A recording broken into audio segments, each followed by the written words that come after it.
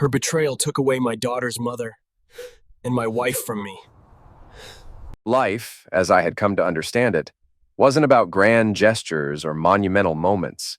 It was built on the quiet, often unnoticed pieces of our everyday existence. Those little fragments, morning sunlight spilling through the kitchen window, the rhythmic sounds of coffee brewing, the soft chatter of birds outside, formed the foundation of my world. They were constants, comforting and familiar, the small assurances that life was steady, that everything was as it should be. But my journey to that sense of stability had been anything but straightforward. Growing up, I had known chaos intimately. My parents, though deeply devoted in their own way, were not the picture of harmony. My father was a man bound to the grind of survival, his days spent toiling under the sun, his hands marked by a lifetime of labor.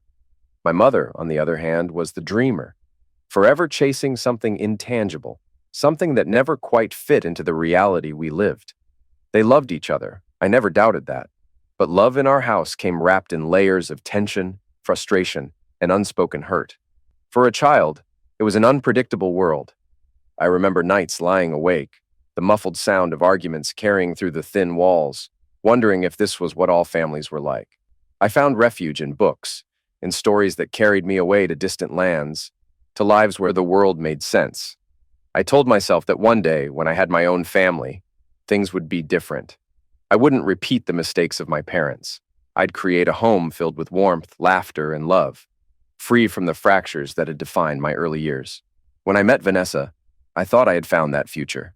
She was everything I had dreamed of, and more. Kind, vibrant, with a smile that could brighten even the darkest days. Our courtship was filled with promise, and as we built a life together, I felt like I had finally escaped the shadow of my childhood. Together, we dreamed of a life that was simple but fulfilling. We wanted to create a home where love wasn't questioned, where happiness wasn't an occasional visitor, but a permanent resident. The early years of our marriage felt like proof that such a life was possible. Our home was modest, but filled with warmth. Vanessa's laughter became the soundtrack of my days, and I worked tirelessly to provide for the family we were building. When Lisa came into our lives, it felt as though every piece had finally fallen into place. She was our light, our joy, the living embodiment of everything we had worked for. Parenthood brought its challenges, of course. Sleepless nights, endless questions, and the constant balancing act of being both protector and guide. But it also brought a sense of purpose I had never known. Watching Lisa grow was like witnessing a miracle in slow motion. Every laugh, every stumble, every milestone, she reminded me of the beauty in life's simplest moments. Yet, as time passed, the weight of life began to press down on us. Responsibilities multiplied, and the effortless connection Vanessa and I once shared began to fray around the edges. There were arguments, though they were rarely about anything significant. More often than not, they were about the little things, the bills, the schedule, the way time always seemed to slip through our fingers. We brushed them off, convinced they were just part of the natural ebb and flow of married life. But even small cracks, when left unchecked, can grow over time. Lisa, as perceptive as she was, noticed these changes. As a child, she had been open and eager to share every thought, every feeling. But as she grew older, I began to see a different side of her. She was quieter, more introspective, and sometimes distant. I attributed it to adolescence, the inevitable shift that comes with growing up. I told myself that it was normal, that she was simply finding her independence. What I didn't see, what I couldn't see, was how deeply she was affected by the tension that had begun to creep into our home. Looking back, there were signs, the silences that lingered too long after an argument. The way Vanessa sometimes looked at me, her eyes clouded with something I couldn't quite name. The way Lisa would retreat to her room, shutting the door against the world.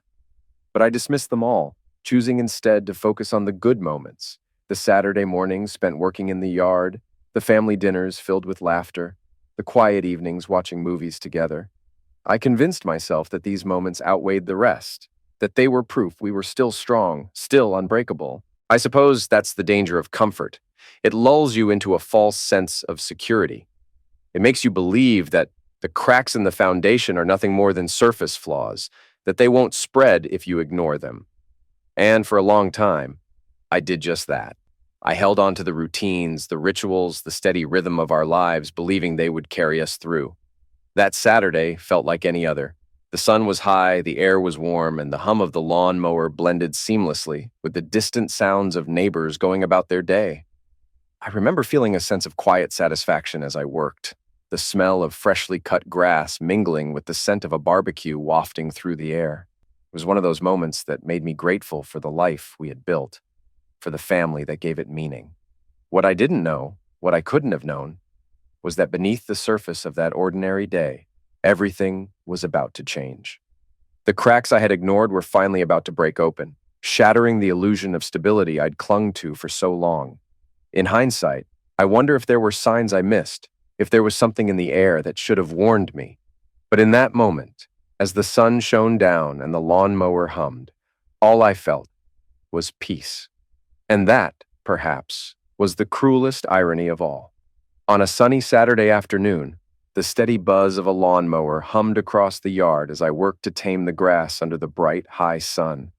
The mingling scents of freshly cut greenery and a neighbor's barbecue drifted through the air, setting the scene for a quiet, ordinary day. It was one of those moments that made me silently grateful for the small comforts in life, our home, our family, and the peace of our everyday routine. The calm shattered when Lisa suddenly bolted across the lawn, her face flushed and tear-streaked. She moved so quickly that I barely registered her presence before the front door slammed shut behind her with a force that rattled the windows. Turning off the mower, I felt a knot of concern forming in my chest. Something was clearly wrong. I wiped my hands free of grass clippings and stepped inside, carefully brushing my shoes on the mat before entering. The house was unusually quiet. Vanessa had taken the car for errands, leaving me alone to unravel what had upset Lisa so profoundly. As I climbed the creaking stairs, the air seemed heavier with each step. Her bedroom door was closed tightly, and the usual warmth and liveliness she brought to the house were absent. Knocking lightly on her door, I tried to reach out to her. She didn't respond in any way that suggested she was ready to open up. Instead, her sharp, muffled tone from behind the door made it clear she wanted to be left alone. Despite my efforts to understand what had upset her, whether it was school, friends, or something else, I received no clarity. Her rejection stung, but I knew better than to press further. At 16, Lisa was learning to navigate her emotions on her terms, and pushing her wouldn't help. Reluctantly, I retreated downstairs. The unanswered questions weighed heavily on my mind. Whatever had happened, it was unlike Lisa to shut me out so completely. I returned to the kitchen, staring absent-mindedly out the window at the half-mowed lawn, my thoughts churning. Hours passed. When Vanessa returned later that evening, I wasted no time explaining Lisa's behavior. Vanessa listened carefully, her brow furrowing as I recounted the details. She mentioned that Lisa had asked to go to the mall earlier, but Vanessa had already left for work and hadn't been able to take her. The sequence of events seemed off. Lisa's emotional state and her early return didn't add up. Vanessa's face grew pale as she pieced together the possibilities. Resolving to address the situation herself, Vanessa decided to speak with Lisa the next morning. By the time she reached Lisa's room, Vanessa's determination was laced with unease. She knocked gently, but the response was swift and hostile, the tension unmistakable. Lisa's anger reverberated through the closed door, and Vanessa's concerns deepened. After a moment of hesitation, Vanessa retrieved the spare key from its usual hiding place and unlocked the door.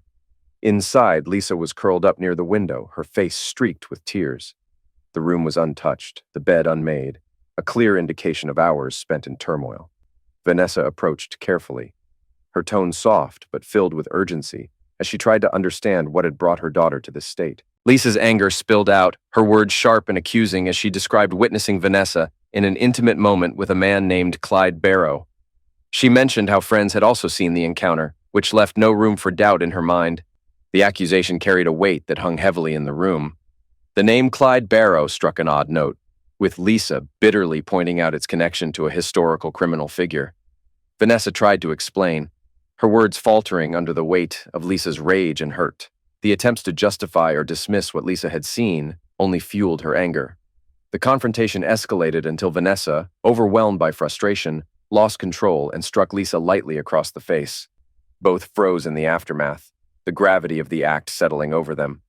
The physical and emotional distance between them grew in that moment. Lisa, shaken but resolute, warned Vanessa not to raise her hand again, making it clear she wouldn't tolerate such behavior. The sharpness in Lisa's tone and the strength in her stance underscored her transformation from a child to someone demanding respect on equal footing. Vanessa's hands trembled as she stepped back, regret evident in her apology. The words were sincere but did little to dissolve the tension. The weight of what had transpired lingered between them, leaving both mother and daughter grappling with the cracks that had suddenly appeared in their relationship. The atmosphere in the room was tense as Lisa raised her hand, signaling her mother to stop speaking. Her patience had run dry, and she demanded the truth. Vanessa hesitated, fear flickering in her eyes as she tried to articulate the weight of her situation. She confessed her greatest fear, that revealing everything to Alistair would mean the end of her marriage.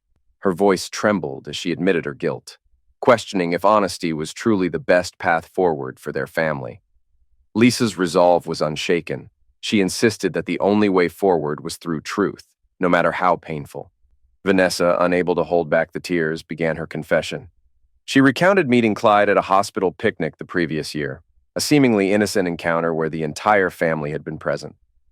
Lisa cut her off, acknowledging that she already knew who Clyde was. She even knew his daughter, Carla, a classmate at school. However, learning that her mother had been secretly seeing him was a devastating revelation. The weight of Lisa's accusations left Vanessa visibly shaken. She admitted to meeting Clyde for lunch a few months ago during a particularly strained time in her marriage. That initial meeting had led to a series of illicit rendezvous, culminating in an affair. Vanessa's voice faltered as she revealed the full extent of her betrayal. Weekly meetings with Clyde, where he made her feel seen and appreciated in ways she felt her husband no longer did. Lisa's emotions simmered just below the surface as she pressed her mother for more details. She demanded Vanessa say the words, forcing her to confront the gravity of her actions. Vanessa admitted to the affair plainly, acknowledging the frequency and the depth of her mistake. When asked if she loved Clyde, Vanessa's answer was clear. He was nothing more than a distraction. She insisted her love for Alistair had never wavered, but her actions spoke of a betrayal that could not be ignored. The anger in Lisa's voice gave way to a cold, unyielding tone as she questioned her mother's choices. How could Vanessa not consider the consequences? Did she even have a plan to rectify the damage? Vanessa broke down completely, admitting she didn't know how to fix the mess she had created. Her sobs punctuated the air as she described feeling trapped, even manipulated by Clyde's insinuations that Alistair might find out if she ended the affair. Yet Vanessa didn't try to justify her actions. She owned her choices, acknowledging her guilt. Lisa's demeanor remained firm, though her pacing betrayed the internal struggle she faced. She made it clear that Vanessa had no choice but to confess to Alistair. The truth, she insisted, had to come out in full. Lisa offered to be present when her mother told him, but demanded absolute honesty. Before the conversation could end, Lisa's voice sharpened again, asking one final question. Were there others? Vanessa's tearful silence confirmed Lisa's worst fears. When Vanessa finally whispered the truth, there had been 2 other affairs. Lisa's anger was replaced by profound disappointment. Her words, measured and deliberate, conveyed the enormity of what Vanessa had done. This wasn't just about Alistair. It was about the irreparable damage to their family. I came home that evening, my mind still stuck on the half-finished lawn and the simplicity of the day. The hum of the mower, the smell of freshly cut grass. They'd been part of an ordinary routine. But the moment I stepped inside, something felt off. The house was too quiet, as if it were holding its breath. I dismissed the feeling, assuming everyone was just winding down for the evening, until I walked into the kitchen. That's when I saw her. Vanessa was sitting at the table, pale and tense, her hands clenched tightly together. Her eyes were red and swollen, the unmistakable signs of hours spent crying. A wave of unease hit me, cold and heavy, as I stepped closer. I could feel it in my gut. Something was wrong. She looked up at me, her voice shaky as she told me to sit down. My chest tightened at her tone, raw and brittle. Vanessa rarely sounded like this. I pulled out a chair and sat, but every nerve in my body was on edge. I wanted to ask what was going on, but something about the way she stared at her hands kept me silent. Then she said it. I've done something unforgivable. The words hung in the air like a dark cloud. For a second, I couldn't comprehend what she meant. My mind scrambled for possibilities, none of which came close to the truth. Then she said it. She had been having an affair. It hit me like a blow to the chest, knocking the wind out of me. I just sat there, stunned, unable to fully process what she was saying. Her voice trembled as she tried to explain, saying she'd been lonely, vulnerable, unappreciated. She called it a mistake. The worst mistake of her life. But the words barely registered. My ears were ringing, and the ground beneath me felt unsteady. How could she do this? How could Vanessa, my wife, betray me like this? My confusion quickly turned to anger. Why now? I demanded, my voice louder than I intended. Why are you telling me this now, after months? She hesitated, looking down at her clenched hands before admitting the truth. Lisa had caught her earlier that day, she said. Lisa had seen something, confronted her, and forced her to confess. It wasn't guilt that had driven her to tell me. It was the fact that she had been caught. The realization made my stomach churn. I felt like a fool. So you weren't going to tell me unless you had to, I said, the bitterness in my voice undeniable. The weight of her betrayal pressed down on me, suffocating. I could barely look at her. Vanessa tried to defend herself, saying she didn't know how to tell me, that she was scared of losing everything. But her words only made things worse. Scared of losing everything? She'd already risked it all the moment she started this. Her shaky explanations couldn't undo the damage. The enormity of what she'd done settled over me like a storm cloud.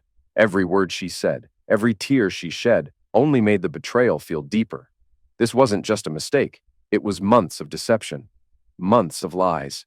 And now the fragile foundation of our family was crumbling beneath us. I sat there, staring at her, trying to reconcile the woman I thought I knew with the one sitting in front of me. The silence stretched on, heavy and suffocating, until I couldn't take it anymore. I need to get out of here, I muttered, standing abruptly. My chest felt tight, my hands shaking as I grabbed my keys and walked out the door. The cool night air hit me, but it did little to calm the storm inside. I stood on the porch staring out into the darkness, wondering how we'd gotten here and how we were supposed to move forward from this wreckage. The evening Vanessa confessed her affair felt like the lowest point of my life. But what followed was even worse. That night, her apologies meant nothing to me. They were empty words against the weight of betrayal. I couldn't see past the anger and humiliation. She begged me to forgive her, sobbing that she loved me and couldn't bear to lose our family. But all I could feel was rage. Her desperate pleas blurred into the background as Lisa entered the room. She looked exhausted, her face streaked with tears, but her voice was steady as she implored me to forgive Vanessa. My initial disbelief turned to frustration. How could Lisa ask that of me? Vanessa's confession wasn't some noble act of repentance. It was forced, dragged out into the open by Lisa's discovery. Lisa's determination faltered only slightly as she argued that forgiveness was necessary to keep the family together. But I couldn't let her twist the situation. I reminded her that Vanessa's actions had broken our family, not mine, and forgiveness couldn't be demanded. It had to be earned. Lisa's next words caught me off guard. She threatened to leave, unable to live in a house filled with resentment. Her ultimatum pierced through my anger, forcing me to confront the larger picture. But it didn't erase the damage Vanessa had done. The trust between us was shattered, and I told Lisa, as gently as I could, that some betrayals cut too deeply to simply move past. The days that followed were agonizing. The air in the house was thick with tension. Conversations were clipped and strained, and I found myself staying out late most nights, avoiding the suffocating weight of what Vanessa had done. I wandered aimlessly or sat at the bar nursing a drink, trying to make sense of everything.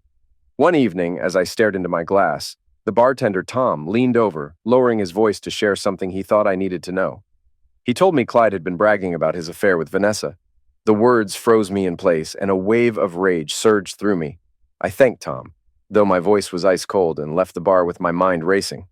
By the time I walked through the door of our house, I had already made up my mind. Vanessa was in the living room folding laundry when I entered. She looked up, immediately sensing my mood. Her cautious question about what was wrong barely registered. I didn't mince words. I told her to call Melissa, Clyde's wife, and arrange a meeting. Vanessa's face paled as I demanded that she confess everything to Melissa. When she hesitated, her voice trembling with excuses, I cut her off. My tone left no room for argument. She made the call with shaking hands, her voice cracking as she asked Melissa to come over the next day. The following afternoon, Melissa arrived. She looked concerned but composed as I led her into the living room, where Vanessa sat waiting. The tension in the room was palpable as Vanessa began her confession, her voice barely above a whisper. She admitted to the affair, apologizing profusely and calling it the biggest mistake of her life. Melissa's face shifted from shock to fury as she processed the betrayal. Her anger erupted as she stood abruptly, accusing Vanessa of destroying her family. Without another word, Melissa stormed out of the house, leaving silence in her wake. Watching her leave, I felt a hollow sense of vindication. For a moment, it felt like some measure of justice had been served, but deep down, I knew the damage extended far beyond that single confrontation. Word spread quickly in the days that followed. Melissa wasted no time filing for divorce and obtaining a restraining order against Clyde. Her case was airtight, and she emerged with the house, custody of the kids, and the bulk of their shared assets. Clyde, stripped of everything, was forced to leave town to start over. 2 months passed, but the wounds in my marriage remained raw and unhealed. Vanessa and I still shared the same roof, but that was where our connection ended. I moved into the spare room, avoiding any form of intimacy or meaningful interaction. Vanessa made small efforts to bridge the gap, cooking meals, leaving notes, but I couldn't bring myself to reciprocate. Trust wasn't something you could rebuild with gestures. It required time, effort, and sincerity, and I wasn't even sure I wanted to give her the chance. The chasm between us felt insurmountable, a constant reminder of the vows she had broken. Life moved forward, but the weight of her betrayal lingered, casting a shadow over every interaction. Some days I questioned whether forgiveness was even possible. Other days I wasn't sure I wanted it to be. One evening I was half-heartedly flipping through TV channels, trying to distract myself from the tension that had taken up permanent residence in our house. The quiet hum of the television was broken by Lisa stepping into the living room. She hesitated at first, standing just out of my line of sight, before walking directly in front of the screen. "Dad," she started, her voice steady but laced with hesitation. "Can I ask you something?" I muted the TV, sensing it wasn't a casual question. "What is it, Lisa?" She didn't waste time getting to the point. "Why are you still sleeping in the spare room? It's been months. Mom's trying so hard, and I thought you were going to give her a chance." I exhaled slowly, leaning back into the couch. "Lisa, this isn't something you need to worry about." Her response came fast, frustration creeping into her tone. "It is my business. You and Mom are my family. I just want things to go back to normal." The word struck a nerve. "Normal?" I said, my voice firm and cutting. "Lisa, there's no going back to normal after what your mother did. Trust doesn't magically return because someone says they're sorry. She didn't just hurt me, she hurt us. You think staying together means everything is fine, but it's not. Not even close." Tears welled in her eyes, but she didn't back down. "You're punishing her, Dad. She made a mistake and she's trying to make it right. Why can't you forgive her?" I stood, my voice harder than I intended. "I stayed because you asked me to, Lisa. You didn't want a divorce, remember? Well, you got what you wanted. Now stay out of it. Go to your room." Her face crumpled and she turned and ran upstairs, her quiet sobs echoing in the hall. Guilt gnawed at me as I watched her disappear, but I couldn't bring myself to apologize. This wasn't just about emotions. It was about the foundations of trust and betrayal, and those weren't things easily repaired. The next day, I met Nathan, an old friend, at a diner we'd frequented as kids. He was already sitting in a corner booth sipping his coffee when I arrived. He waved me over, his usual half-smile tempered with concern. "You look like hell," Nathan said, his tone light but probing. "Thanks for noticing," I muttered, signaling for a coffee. Really needed to hear that. His expression softened. "What's going on, Al? You've been MIA for months." I sighed, running a hand through my hair. "I don't even know where to start." "Start wherever you need to," he said, his tone serious now. So I did. I told him everything. From the moment Lisa caught Vanessa, to the confession she dragged out of her, to the ultimatum Lisa had used to keep me from filing for divorce. Nathan listened without interrupting, his face unreadable as I laid it all out. When I finished, I leaned forward, gripping my coffee mug like it might anchor me. "She made me promise to stay," I said, my voice laced with bitterness. "Lisa has this fairy tale idea that families can survive anything, that love conquers all. So here I am, stuck in a house with a woman I can't trust, pretending for her sake." Nathan's gaze was steady as he asked, "Are you staying just for Lisa, or is there a part of you that thinks there's something left worth saving?" I let out a dry laugh. "For Lisa, and Lisa alone. She thinks I'm teaching her about forgiveness and family, but the truth? I'm teaching her a harsher lesson." His brow furrowed. "And what lesson is that?"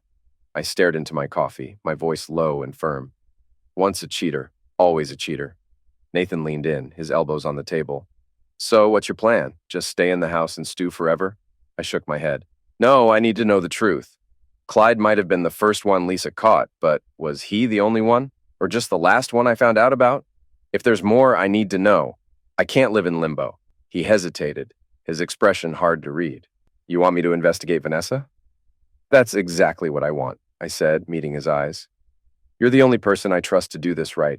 Nathan leaned back, rubbing his jaw. All right, but you know how this works, Al. If I dig, I might find things you're not ready for. Are you sure about this? I've never been more sure, I replied. I need answers. He nodded slowly but raised a hand. If I do this, I'll need access to your house. Cameras, audio, only in shared spaces. Nothing invasive, but it's the best way to figure out what's really going on. I hesitated, the idea of putting cameras in my own home making my stomach churn. You're talking about recording my family. Just the living room, kitchen, maybe outside. Common areas only, Nathan clarified. It's the cleanest way to get the truth. After a moment, I nodded. Fine, but Lisa can't know about this. She's been through enough. Understood, Nathan said. When can my team set it up? Tomorrow, I answered firmly. Vanessa and Lisa will be out all day. Get it done. The next morning, while Vanessa was out running errands and Lisa was at school, Nathan's team arrived. They moved with quiet precision, installing cameras in key areas of the house, living room, kitchen, hallways, leaving no trace of their work. By the time they were finished, the home looked unchanged, but every move inside would now be documented.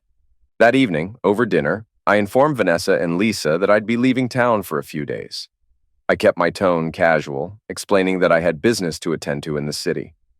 Lisa seemed skeptical, questioning the timing, but I brushed off her concerns with a shrug, reminding her she was old enough to handle things in my absence.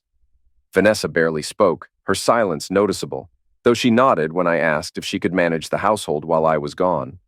I couldn't resist a cutting remark, pointedly suggesting she avoid repeating past mistakes.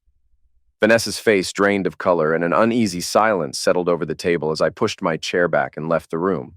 The first morning of my trip, I was sitting in a conference room, half listening to a presentation, when my phone vibrated in my pocket. It was Nathan. Excusing myself, I stepped into the hallway and answered. His voice was heavy with unease as he told me his team had uncovered something troubling. It wasn't just Clyde. There were indications of at least 3 other men Vanessa had been involved with. Though some of the evidence was circumstantial, the rumors were consistent and damning. My pulse quickened as I pressed him for details, but Nathan admitted they were still working on identifying the men. The idea of multiple affairs hit like a sucker punch, each one amplifying the betrayal I was already grappling with. That evening, as I sat alone in my hotel room, Nathan called again. This time, his tone was sharper, more urgent. He informed me that Vanessa wasn't just guilty of past infidelities. She was actively entertaining another man in our home. My stomach turned as he described what his team had seen through the cameras. A stranger entering my house, greeted by Vanessa, their interactions leaving little doubt about the nature of their relationship. I felt a mix of rage and disgust as I told Nathan to continue documenting everything. If Vanessa wanted to dig her own grave, I would make sure she finished the job. Over the next 2 days, Nathan's team gathered irrefutable evidence. Every action, every betrayal was captured, each piece of proof solidifying what I already knew in my gut. I stayed updated through Nathan's calls, each one chipping away at the last remnants of my patience. By the time I returned home, the weight of what I'd learned felt almost unbearable. Dropping my bags by the door, I found the house quiet. Vanessa was at work, and Lisa was still at school. For a moment, I let the silence settle around me, a brief reprieve from the storm brewing inside. But I had no time to waste. I grabbed my keys and headed straight to Nathan's office, ready to face whatever he had uncovered. When I walked in, Nathan was waiting for me, his expression somber. Without preamble, he handed me a folder, and I sat down, bracing myself for what I was about to see. Inside were detailed reports and images, confirming 3 additional affairs. David Smith, a colleague from Vanessa's office, Shane Davis, a high school football coach, and Chad Williams, a mechanic from a local auto shop. The range of her choices was almost absurd, and I let out a humorless laugh as I flipped through the file. Nathan studied me, his concern evident. "This isn't easy, Al," he said carefully. I leaned back, rubbing my temples. "No, it's not. But it's not surprising anymore either. She made her choices, and she's going to live with the consequences." "What's the plan now?" Nathan asked cautiously. I sighed, leaning forward again. "It's not about me anymore. It's about Lisa. She pushed me to stay, to forgive, to try again. Fine, I stayed for her.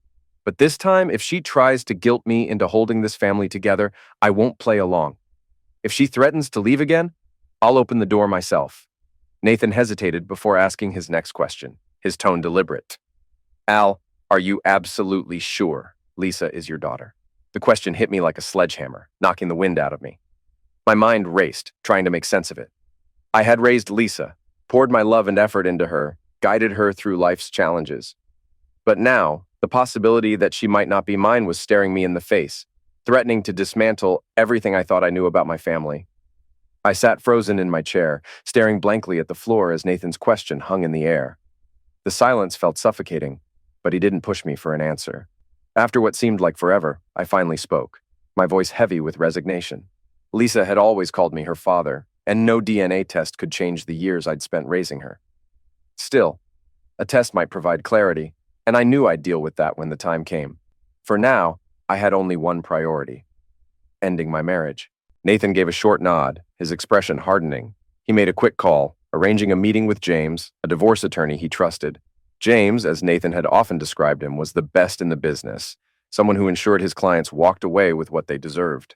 Later, I sat across from James in a small office as he sifted through the evidence Nathan had gathered. His face remained impassive as he reviewed the file, then leaned back in his chair, ready to take action. Nathan, sitting beside me, emphasized the importance of a clean victory, one where I wouldn't walk away empty-handed. James assured me that he would handle everything. When I returned home, Vanessa and Lisa were waiting for me in the living room. Lisa's worried eyes darted to the bags I had left by the door as she asked where I had been. Her concern was evident, but I didn't answer immediately.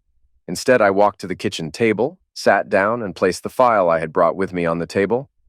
The weight of what I had to do was crushing, but it couldn't be avoided. I motioned for them to sit and prepared to lay everything bare. Vanessa's face was already streaked with tears, her guilt written all over her. Lisa, on the other hand, looked confused, her expression shifting to suspicion as she sat across from me. Slowly, I began pulling out the photos from the file, each one a damning piece of evidence. Vanessa with Clyde, Vanessa with David, Vanessa with Shane, and Vanessa with Chad. I slid the pictures toward Lisa and let the silence speak for itself. Her face turned pale as she looked at them, the undeniable proof of her mother's betrayal sinking in. Vanessa broke into sobs, but I kept my focus on Lisa. She needed to see the truth for what it was. After a long, tense pause, I spoke with a voice cold and detached. I explained that the photos were captured over the past 3 days, confirming that Vanessa had been with multiple men. Clyde wasn't the exception. He was part of a pattern. Vanessa had confessed only when caught, and she had never revealed the others. Lisa stared at the photos in silence, tears streaming down her face. The betrayal was etched into her expression, a mix of pain and disbelief. I hated seeing her like this, but I knew she needed to understand the gravity of what had happened. Finally, I broke the quiet again, my voice softer but firm.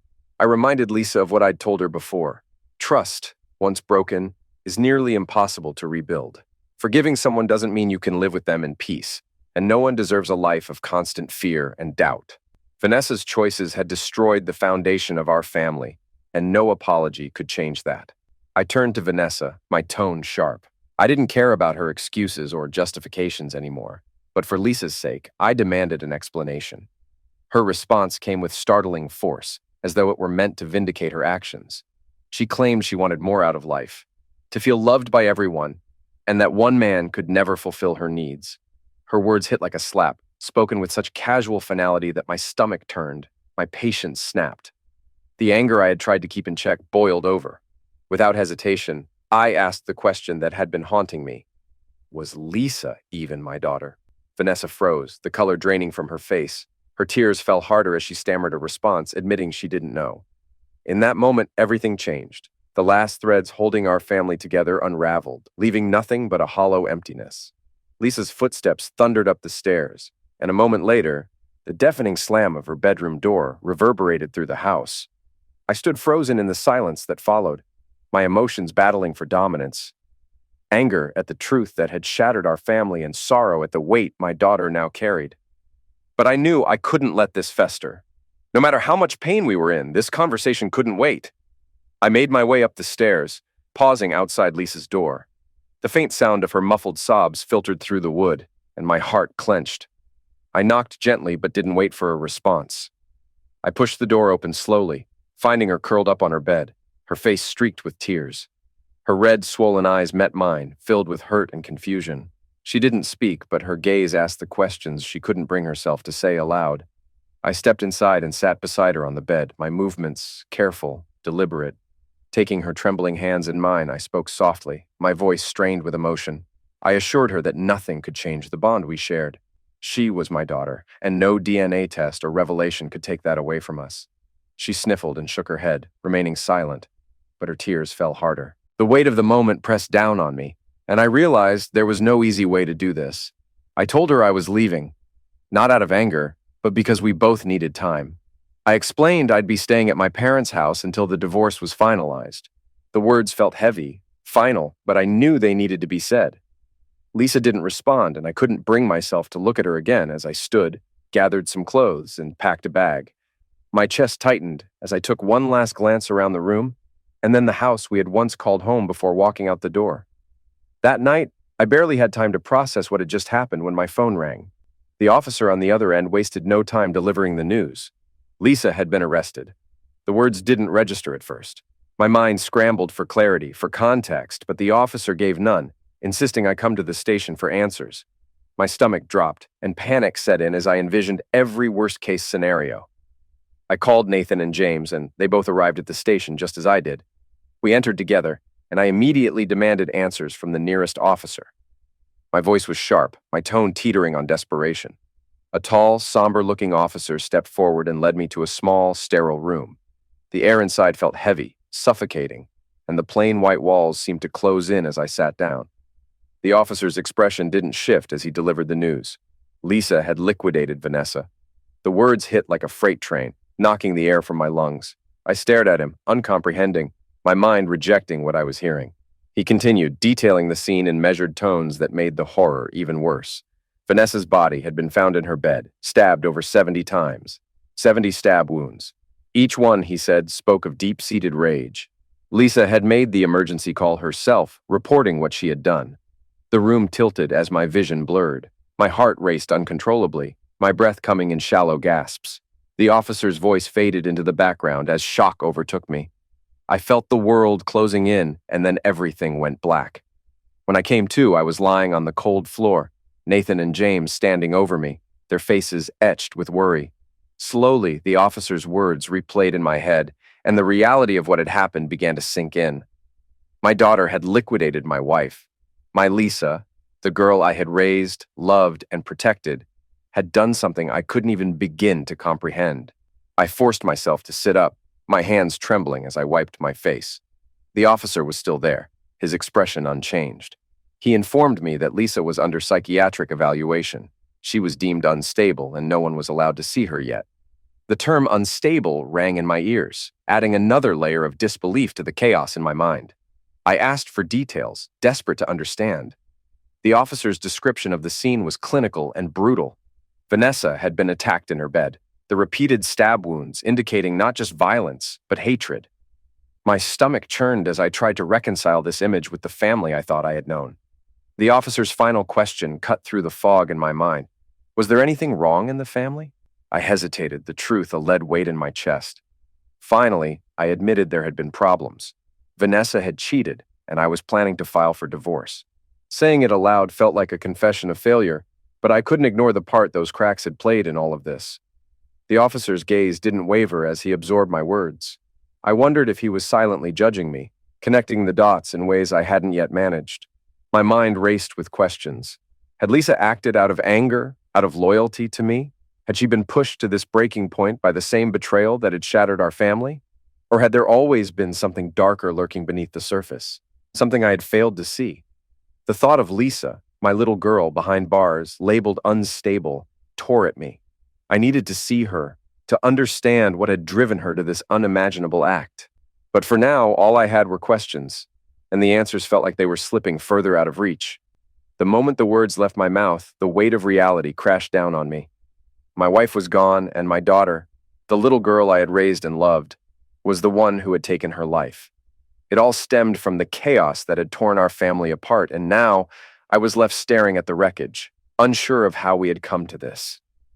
The officer nodded, jotting something in his file, but I barely noticed. My mind was consumed by the image of Lisa, no longer my innocent child, but someone the world now called a butcher's. The house became unbearably silent in the days that followed. Every creak of the floor, every shadow cast by the setting sun reminded me of her screams, of her breakdown, and of how powerless I was to stop it. When Lisa was brought before the court, the weight of the system was palpable. It was decided that she would be placed in a mental health facility instead of facing a conventional sentence. The court relied heavily on the evaluator's findings, which stated that her actions were driven by immense psychological trauma. The decision felt inevitable, almost perfunctory. Even the district attorney, a man whose daughter had been Lisa's classmate, didn't push back. The proceedings felt more personal than legal, steeped in the shared grief of a tragedy no one could fully comprehend.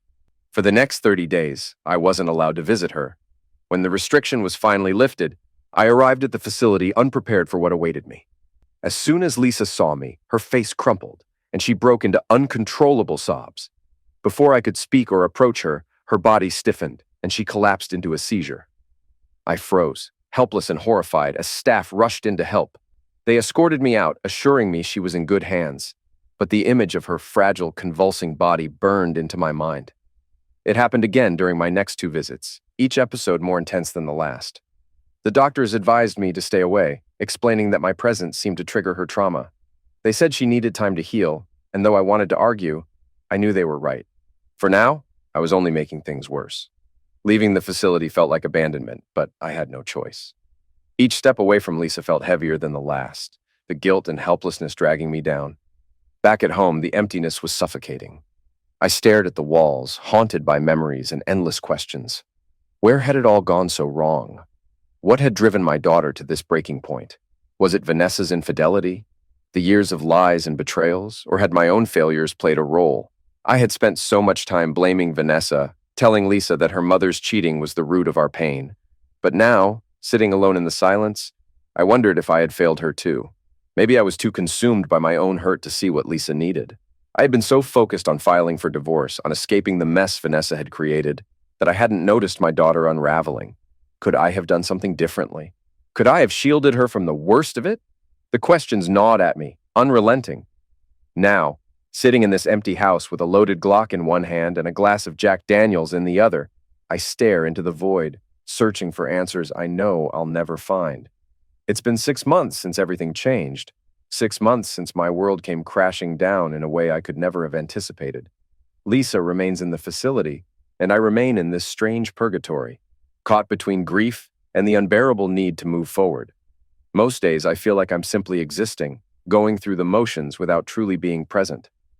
The house we once called home has been sold, its walls no longer echoing with memories too painful to bear. Now, I live in a small, unremarkable apartment downtown. It's quiet, too quiet sometimes, but it's a start. Or at least, that's what I keep telling myself. The first few weeks after the sale were a blur. Packing up the house was like dismantling a museum of our lives together. Every box I filled felt like burying a piece of the past. Lisa's childhood drawings, Vanessa's favorite mugs, photos of holidays that once felt perfect in their imperfection. I left most of it behind, donated what I could, tossed the rest. I told myself it was just clutter, but the truth was, I couldn't bear to look at it anymore. Every object felt like it carried the weight of 1,000 unspoken words, 1,000 missed opportunities. The day I handed over the keys, I didn't look back. I couldn't. It was as if the house itself had become a monument to my failures, as a husband, as a father, as a man trying to hold his family together. Driving away, I felt a strange mix of relief and sorrow. I told myself it was the right thing to do, the only thing to do, but the emptiness that followed was unlike anything I'd ever known. Moving to the apartment was an adjustment. It's smaller, quieter, and devoid of the life that once surrounded me. There's no lawn to mow, no creaking stairs, no reminders of Lisa's laughter echoing through the hallways. The silence here is different. It's heavy, oppressive, and unyielding. At first, it felt like the walls were closing in, suffocating me with the weight of everything I'd lost. But over time, I've come to appreciate the simplicity of it.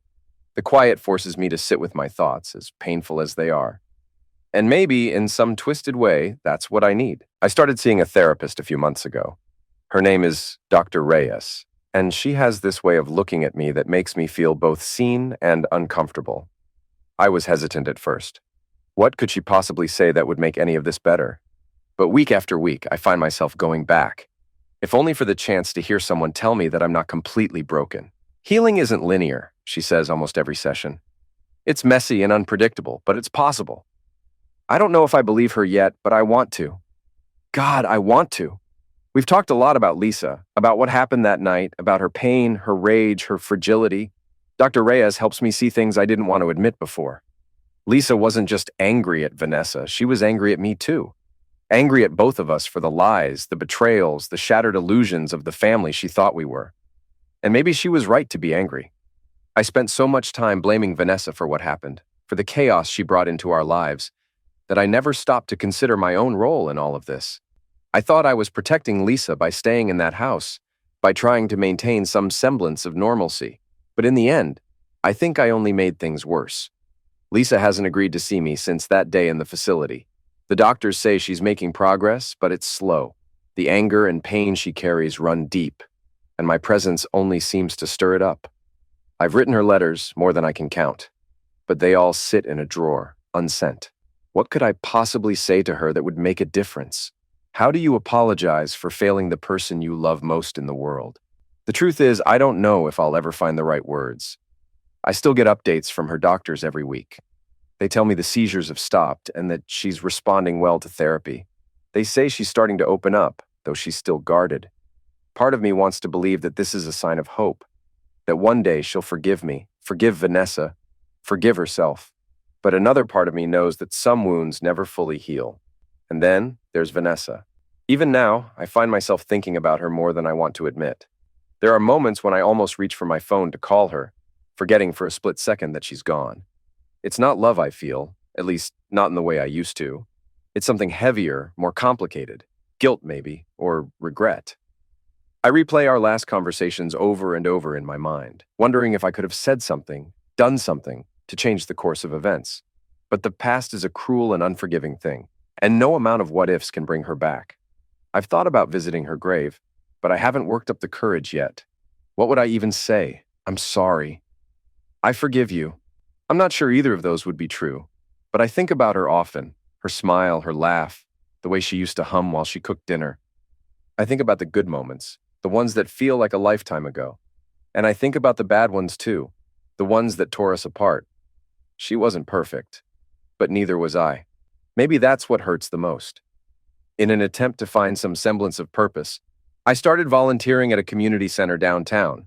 I work with kids, most of them from broken homes, struggling to find their place in the world. They remind me of Lisa when she was younger, before everything fell apart. Their resilience, their hope.